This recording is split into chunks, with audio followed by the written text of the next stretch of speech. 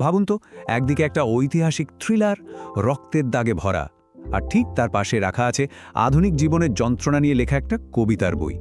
দুটো কি এক হতে পারে? আপাতদৃষ্টিতে তো মনে হয় না, তাই না? কিন্তু এখানেই আসল মজা। এক লেখকের চোখে এই দুটো পৃথিবী কিন্তু একটাই সুতোয় বাঁধা। চলুন আজ সেই সুতোটাই খুঁজে বের করা যাক। ব্যাপারটা দেখুন, 400 বছর আগে ছিল একেবারে সোজাসাপটা শারীরিক নৃশংসতা, আর আজকে অদৃশ্য এক ডেটার চাপ। একদিকে সৌন্দর্যের জন্য রক্তে স্নান করা হচ্ছে, আর অন্যদিকে আমরা তথ্যের সাগরে হাবুডুবু খাচ্ছি নিজেদের অস্তিত্বটুকু টিকিয়ে রাখতে। দুটোই কিন্তু চরম এক অবস্থা, তাই না? শুধু পদ্ধতিটা একদম বদলে গেছে। তো প্রশ্নটাই এখানেই, 17 শতকের একজন ব্লাড কুইন, একজন সিরিয়াল কিলার, তার সাথে আজকের একটা ডিজিটাল ফাইলের সম্পর্কটা ঠিক কোথায়? শুনতে বেশ অদ্ভুত লাগছে, তাই না? চলুন এই অদ্ভুত রহস্যটারই সমাধান করা যাক। তো আজকে আমরা কি নিয়ে কথা বলবো? প্রথমে দুটো বইয়ের মূল ভাবনাটা একটু বুঝে নেব, তারপর দেখব এদের থিমগুলো কিভাবে মেলে যায়, আর শেষে এই দুই দুনিয়া থেকে একটা বড় সত্য খুঁজে বের করার চেষ্টা করব। আচ্ছা, তাহলে শুরু করা যাক। আমাদের প্রথম বিষয় হলো সৌন্দর্যের অভিশাপ আর অস্তিত্বের সংকট।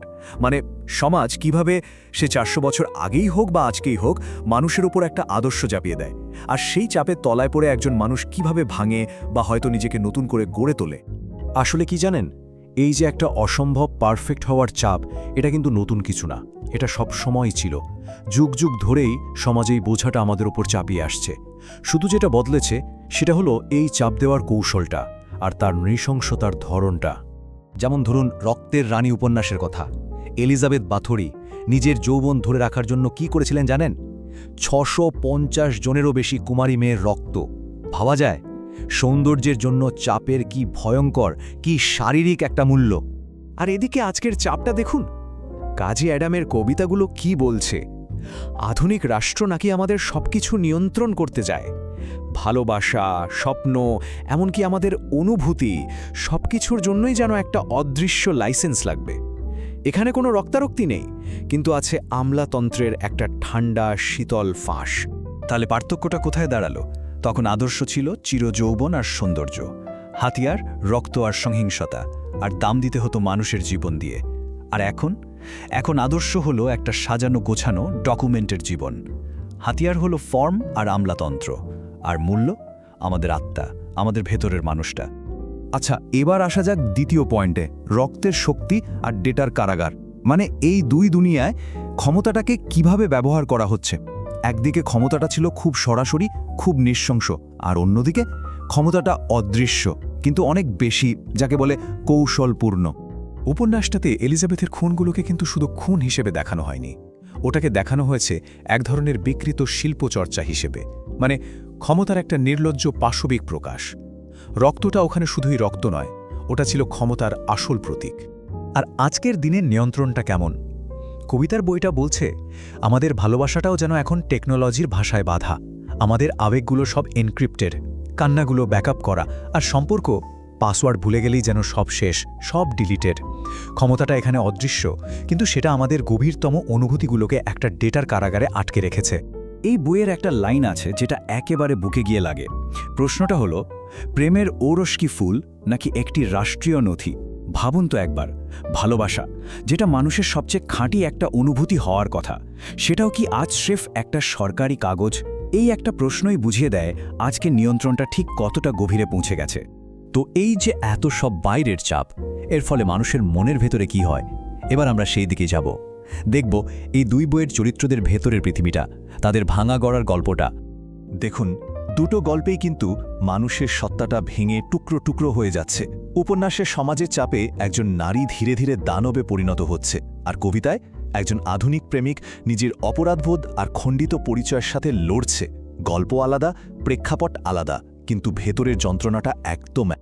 কবিতাগুলোয় একটা ভয়ঙ্কর কথা বলা আছে, বলছে আজকে দুনিয়ায় আমাদের শরীরটাও নাকি আর আমাদের নিজেদের নেই। আমাদের জীবের রাজনীতি আছে, চোখের ব্যবসা আছে, রক্তটা নাকি একটা আর্কাইভ, আর পেট চালায় মাফিয়ারা। চিন্তা করা যায়, আমাদের সত্তাটাকেই যেন ভাগবাটোয়ারা করে নেওয়া হয়েছে। কবিতা থেকে আরও একটা প্রশ্ন, কখনো কি এমন মনে হয়েছে যে কোনো কারণ ছাড়াই আপনি দোষী? এই অনুভূতিটা কি খুব অচেনা লাগছে? একটা অজানা অপরাধবোধ যা সারাক্ষণ তাড়া করে ফেরে। আসলে এই সিস্টেমটাই হয়তো আমাদের এমনভাবে গড়ে তুলেছে যে আমরা নিজেদের অজান্তেই নিজেদের দোষী ভাবতে শুরু করি। তো আমরা একদম শেষে চলে এসেছি।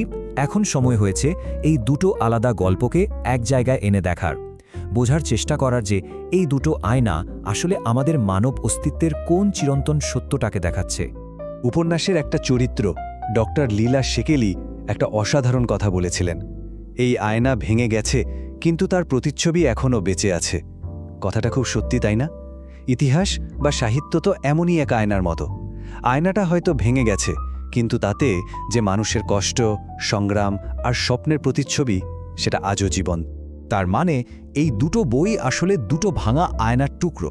একটা টুকরোতে আমরা ইতিহাসের অন্ধকারটা দেখি, আর অন্য টুকরোতে আমাদের নিজেদের সময়ের টেনশন, ভয়, অস্তিত্বের সংকট সবকিছু। আয়নাগুলো আলাদা, কিন্তু যার প্রতিচ্ছবি দেখা যাচ্ছে সেই মানুষটা কিন্তু একই। তাহলে এত কিছুর পর মূল সত্যটা কি দাঁড়ালো? দুটো বই মিলিয়ে যে একটা কথাই বারবার উঠে আসছে, তা হলো মানুষ হওয়ার যন্ত্রণা। আর সেই যন্ত্রণার মধ্যেই ভালোবাসার সাহস খুঁজে নেওয়া, আর সবকিছুর বিরুদ্ধে গিয়ে শুধু টিকে থাকার জন্য বিদ্রোহ করা। এই তো গল্প। যাওয়ার আগে একটা শেষ প্রশ্ন রেখে যাই। এই যে ফিল্টার আর ফর্মের পৃথিবী, এখানে আমরা সবাই তো কোনো না কোনো চাপের মধ্যে আছি। এখন শুধু ভাবার বিষয় হলো কোন আয়নাটা আমাদের অভিশাপকে দেখাচ্ছে আর কোনটা আমাদের বোঝাটাকে। ইতিহাসের সেই রক্তমাখা আয়না, নাকি আজকের দিনের ডেটাবন্দি আয়না? উত্তরটা হয়তো আমাদের প্রত্যেকের ভেতরেই কোথাও লুকিয়ে আছে।